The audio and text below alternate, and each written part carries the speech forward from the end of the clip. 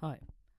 Uh, so this recent Jubilee video with Mehdi Hassan and 20 so-called far right, Republicans. That's the most insane thing I've ever watched so far in my life, basically. I mean, I could feel and understand how Mehdi must have felt, all the horrors and all the sadness he must have felt when he had to interact with those people. I mean, th- they openly said him to like get the hell out of their country because he's not white, because he's not, Native American. And in their definition of being native or being indigenous, is basically, well, as long as your uh, parents or grandparents were the settlers or the or have been there for a few generations, then you qualify for it. I mean, they call themselves natives, which is very weird. I mean, it's understandable given the lack of education they have, that they would call themselves that, and then they would believe in it. And yeah, and now these days, like all over the world, we see all the far right leaders, all the extremists gaining more and more power, being more and more popular. And these kind of people who have been closeted, that they could not say their Nazi ideologies, their bigoted racist ideologies, they couldn't say those things a few years ago, but now they can openly say, because the leaders who are leading them, or people who are representing them, are openly white supremacist and racist. And it's not only Western problem. If you go in the Eastern countries, you see it's the rise of far right extremists there as well. In India, you see the Hindu nationalist and the way they talk about Muslims. It's similar way that people in the West talk about immigrants. So during the 1930s and 40s, it was the Jewish question was the main race and everything, and now it's the immigrants question. And the Nazis, they came up with something called final solution, and they enacted it. And now these bigoted racist people are literally just waiting for that, and it will be the final solution for immigrants. I think, I don't know.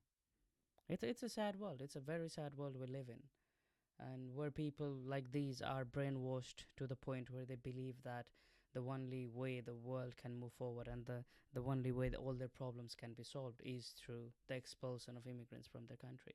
They don't realize how much immigrants contribute to their country, or they just don't want to look at it. They will go to the hospital, see all the nurses and the doctors and the carers and the cleaners and the basically the food providers being someone who might not necessarily look like them, and still come out of the hospital and claim that they need to get rid of all the immigrant nurses and the doctors and everybody. And they will do that, the same thing, in every industry that they go to, every industry that they interact with. And then when you confront them, saying, "Oh, you're being racist," they'll say, "Oh, I have a black friend," or "Oh, I have a South American friend," or "Oh, I have an Asian friend." Yeah, that's their way. I mean, now I don't think they will even say that. I think now they will be openly, proudly claim that they are racist, right?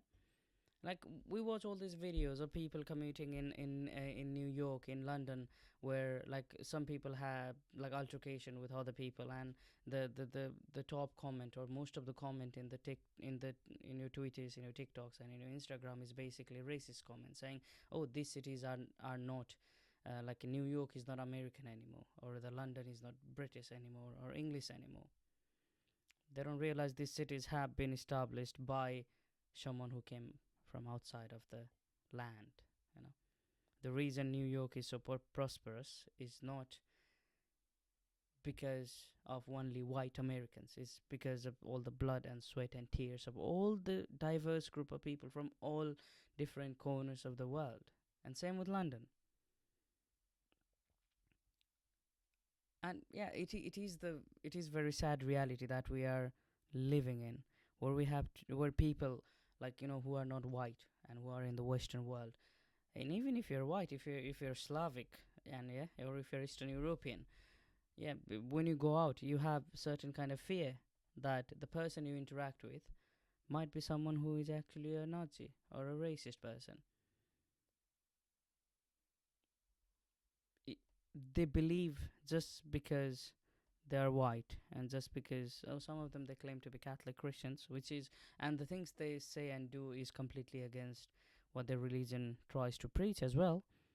mm, that's the scary part. You go out, you don't know what you're interacting with, you don't know who you're interacting with, and they don't realize the problem is not the immigrants. The problem is their corrupt leaders who are in the hands of the capitalist elite people who they don't even see, or if they see, that's only in the television, and they worship them like they are god or demigods basically. Like, the reason why Amazon workers in America or even in UK are not paid as well as they should be is because those people don't want any employee working in Amazon to join the unions, yeah, protest to have better um, salaries.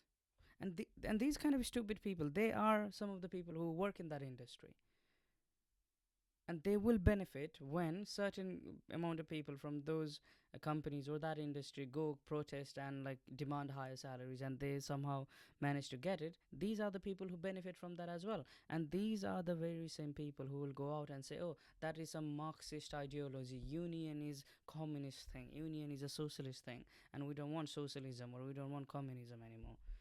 They are the very same people who will go to hospital because they have, some accidents or something, and they can't pay for the hospital bills, and they will come out saying, oh, I'm like, they don't care about the Medicare in America, or they don't care about NHS being privatized more and more and more. It is a very sad world we live in, and all these people, they are following this idea, following this ideology, because, well, some of them they are racist, some of them they are Nazis, and some of them it's basically they see where the power is shifting and they want to be in support or look like they're supporting where the power has shifted, so that when shit hits the fan, that the shit will not land on their face. Basically, they will not be the one persecuted. That's why you see within this racist group, within this far right extremist group, people who are not necessarily white, or are not necessarily the people who are the majority of that group. And the only reason is basically they don't want to be persecuted at the end of it. But they don't realize that day will come when they will also be persecuted. It's like immigrants in Europe or in UK, basically, who have been here for long enough time, who can speak decent English, and who are living their life okay. They go and say, "Oh, we don't want immigrants anymore in our country," and you can ask them why, and they do have some racist idea. They only believe that this world is very exclusive and it only belongs to select few people, and they are superior than everyone else who has come later to these countries. And the other fact is basically, yeah, they want to be included to the group that is from here, or that is the majority group in this part of the world, so that they will not be persecuted later.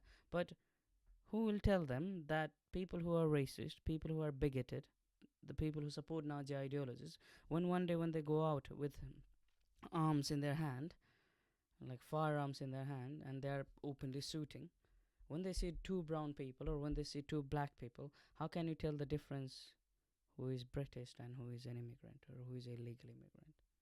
Well, there is no such thing as a legal immigrant anyway. Or who is a refugee, who is an asylum seeker. How can you differentiate between them when you look at them? So this is not, if you are someone who is a refugee or who is asylum seeker or not. That's not the problem. The problem is racism. It is inherently based on racism. And we are living our life as if this is okay. There is wars going around the world. We don't talk about it because we are, scared about our future or what will happen to us. There is famine going around the world. We will not talk about it.